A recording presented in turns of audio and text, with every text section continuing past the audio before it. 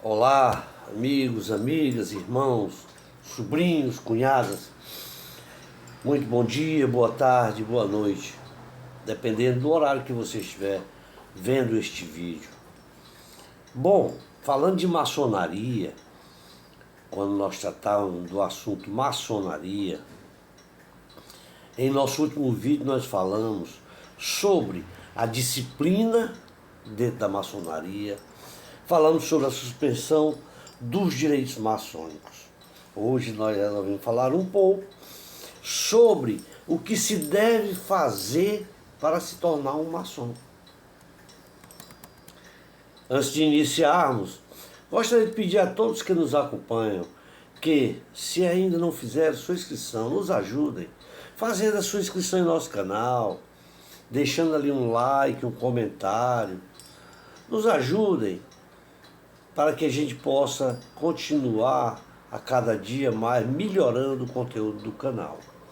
Bom, em primeiro lugar, nós devemos advertir que para ser maçom é necessário se iniciar ou ser iniciado ou recomendado por um membro de uma loja regular, que esta pessoa irá ser votado e ser aceito por unanimidade dos seus membros, dos membros daquela loja, que irá incorrer em um processo.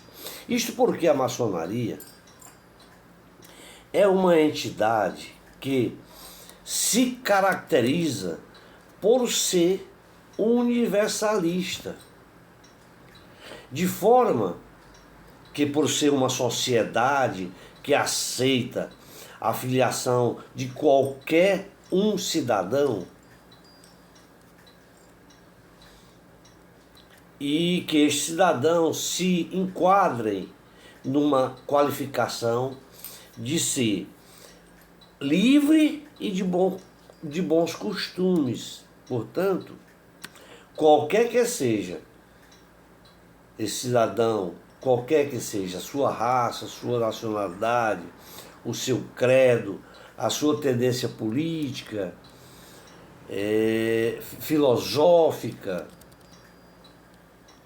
tudo isto não vai importar para se ingressar na maçonaria. O importante é que ele seja um homem de fé em um Criador, que é o nosso Deus, que consideramos como o grande arquiteto do universo. De forma que, para ser admitido na ordem maçônica, você deve atuar em benefício de uma sociedade. Isto por meio de filantropia. E por ser um maçom, um construtor social, que atua de maneira constante e efetiva dentro da sociedade, para a sociedade e dentro da sociedade. Todos os que postulam o ingresso nos quadros da ordem maçônica devem se autoavaliar, ver se tem valores individuais que possam ingressar, que através de seus costumes, suas atitudes e comportamentos sociais, devendo, portanto, o pretenso candidato seguir alguns aspectos, tais como os aspectos legais é ser emancipado e ter mais de 18 anos antes da cerimônia da iniciação. Se depender pecuniariamente, obter a anuência dos seus tutores ou genitores. Se engajado em uma união estável, contar com a concordância da esposa. Ser um homem íntegro, ligado e atualizado em relação ao seu tempo. Ser empreendedor e capaz de assumir responsabilidades. Ter emprego, residência e domicílio fixo naquele oriente no qual se refere ao estado ou município pelo qual pleiteia o seu ingresso. Ter suas atividades profissionais como lícitas, não importando qual seja. Esperar encontrar na loja pleiteada homens livres e de bons costumes, capazes de realizar obras poderosas em benefício da humanidade, da pátria e da família.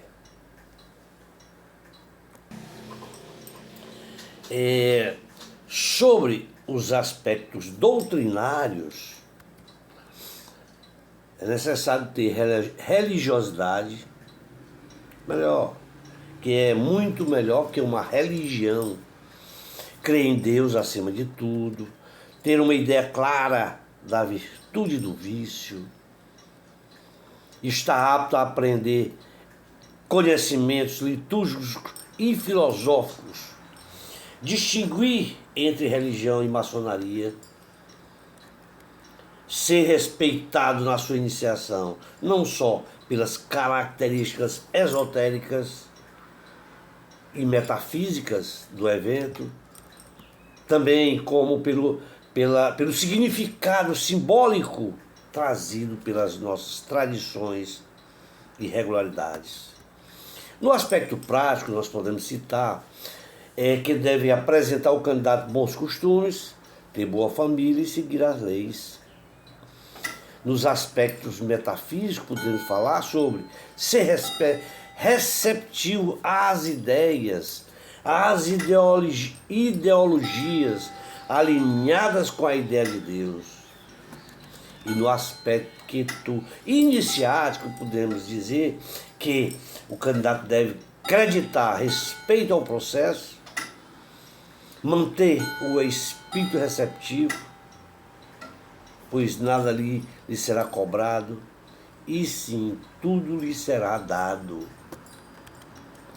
Portanto, a admissão à maçonaria, ela é restrita a pessoas adultas, sem limitações quanto à raça, o credo, a nacionalidade, desde que gozem de reputação ilibada e que sejam homens íntegros. Posto que nenhum homem, por melhor que seja, ele poderá ser recebido na maçonaria sem o consentimento de todos os maçons. Se alguém fosse imposto à maçonaria, ele poderia lhe causar desarmonia. Se aquela pessoa for imposta, colocada não pela vontade da maioria, mas pela vontade de alguns, ou até de perturbar a liberdade dos demais. Isto sim é que sempre deve ser evitado. A aceitação do pedido de ingresso na ordem depende bastante da declaração de motivos do candidato. A ordem, ela espera que o candidato seja sincero perante sua própria consciência, nas suas respostas, naqueles questionamentos que é feito a ele. Quando ele vai preencher aquela proposta de admissão, deve ser sincero. E todos aqueles que pleiteiam ingressar na maçonaria, por ser um feito, deve ser feita ali uma verificação da sua vida perante a sociedade.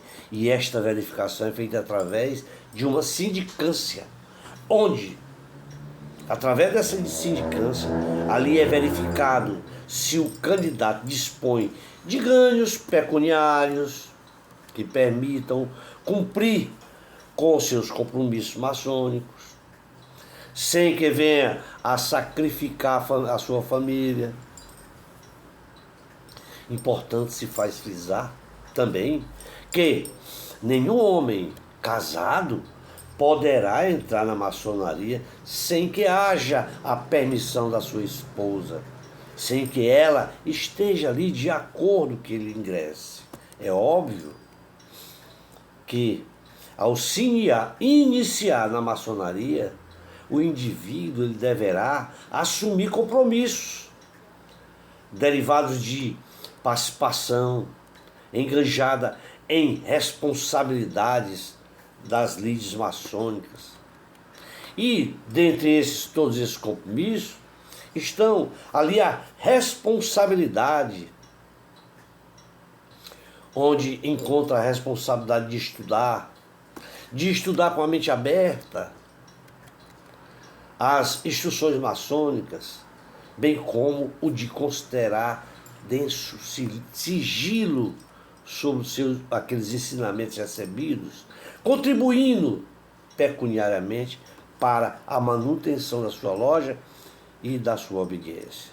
De fato, a ordem tem como finalidade a de implantar insistentemente na sociedade uma efetiva fraternidade entre homens livres e de bons costumes. O que não deve olvidar é a crença de que a maçonaria é uma sociedade secreta, mas sim acreditar na crença de que a maçonaria exerce suas atividades sob o pálio da legitimidade de sua natureza e da legalidade de seus atos, que de fato são fatos administrativos, fiscais e tributários, e que todas as suas propriedades, todos os seus atos, sua constituição, suas emendas constitucionais, seus regimes e estatutos são registrados em cartórios de imóveis, títulos e documentos, além de ser publicados em diário oficial. Ora,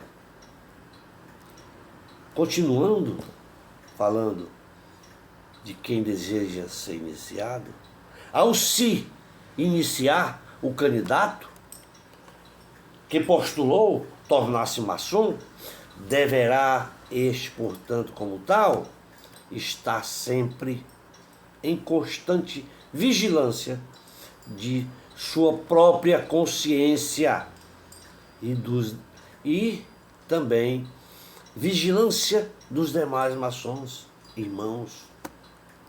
Digo isso porque a vantagem de ser maçom é entender que a maçonaria, desde a Idade Média, ela é chamada de maçonaria operativa, porque os maçons eram efetivamente pedreiros que construíam catedrais e tinham na construção um ofício de muito valor, e para resguardarem seus conhecimentos, usavam ali, portanto, sinais e toques com o fito de evitar o engano de compartilhar informações com quem não fazia parte da arte da pedra.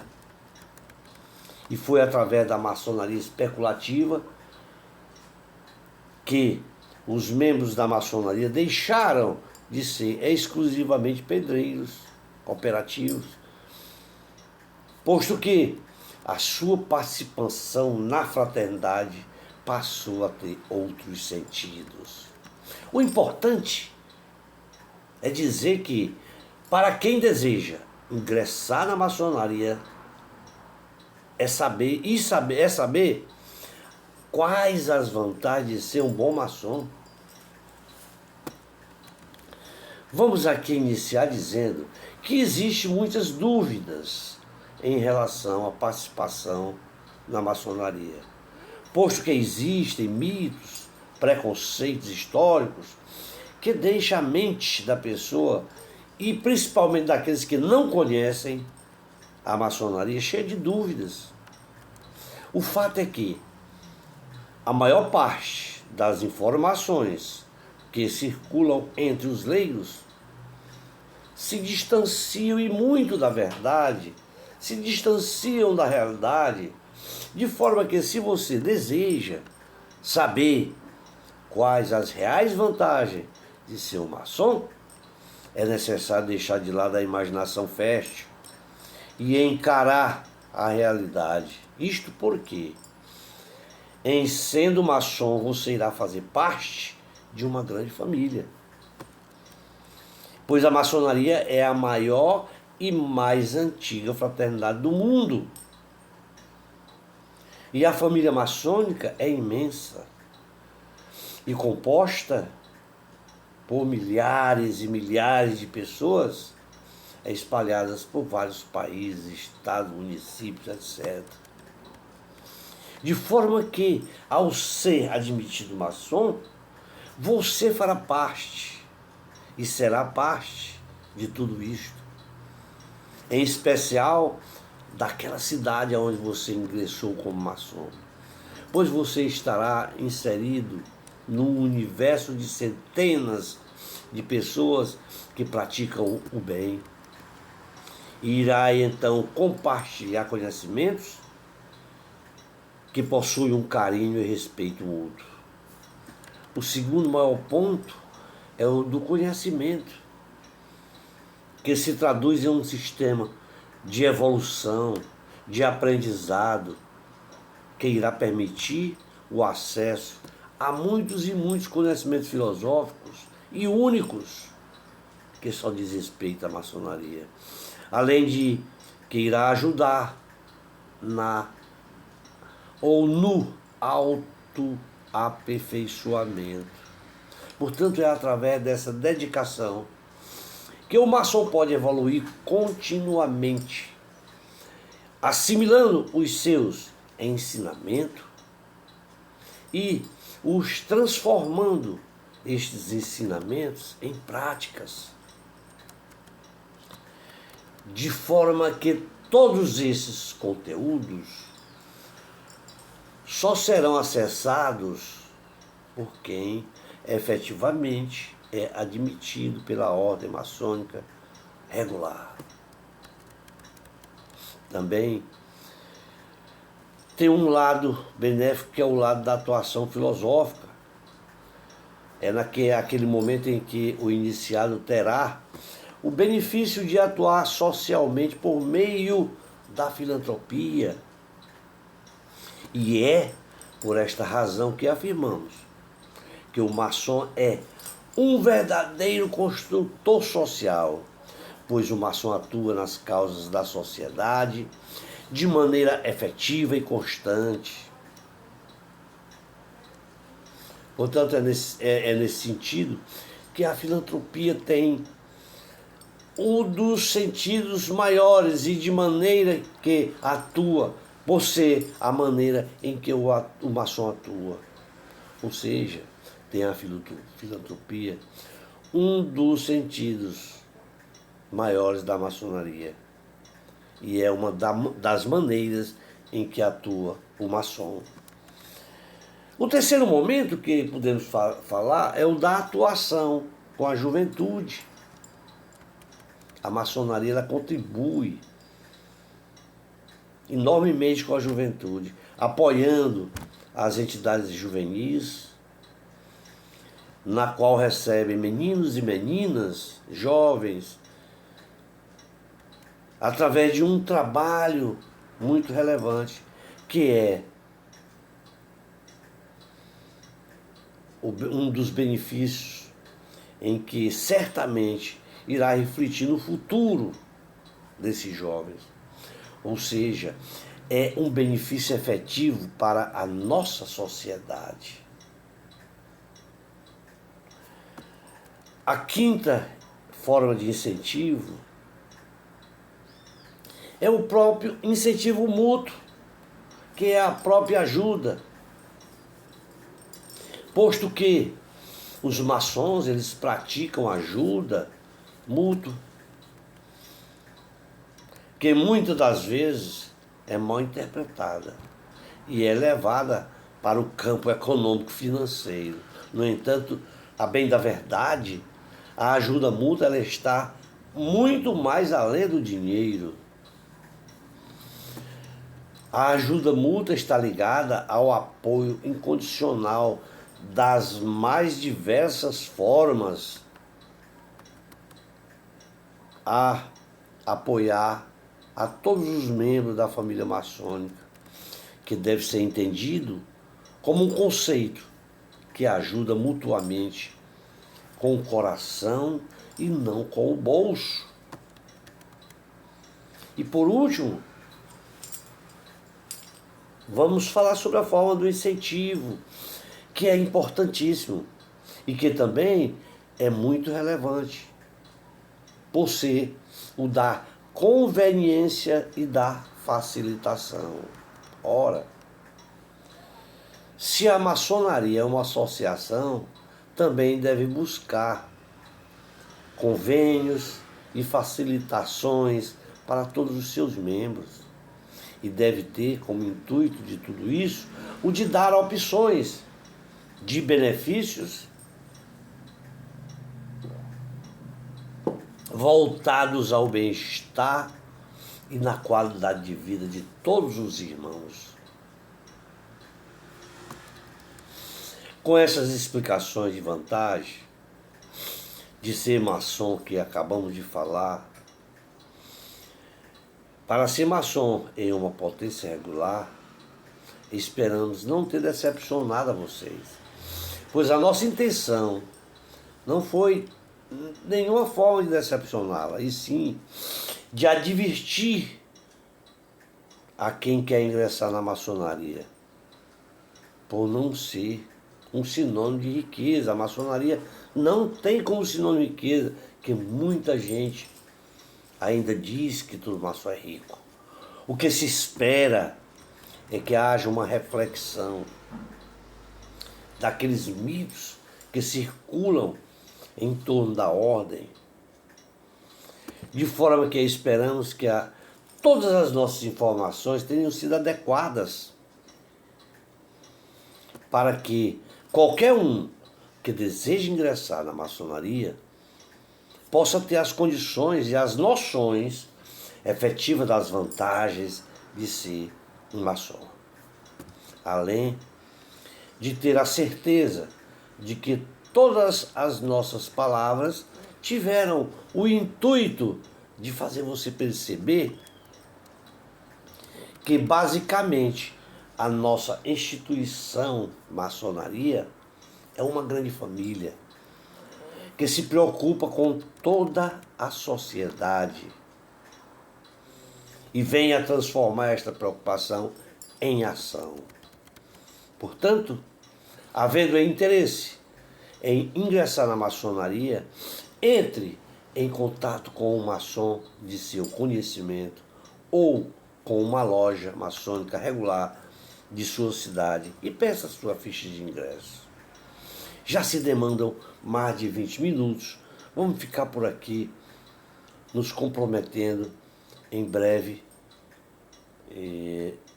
lançar outro vídeo informativo sobre maçonaria. Forte abraço e um tríplice fraternal abraço a todos vocês.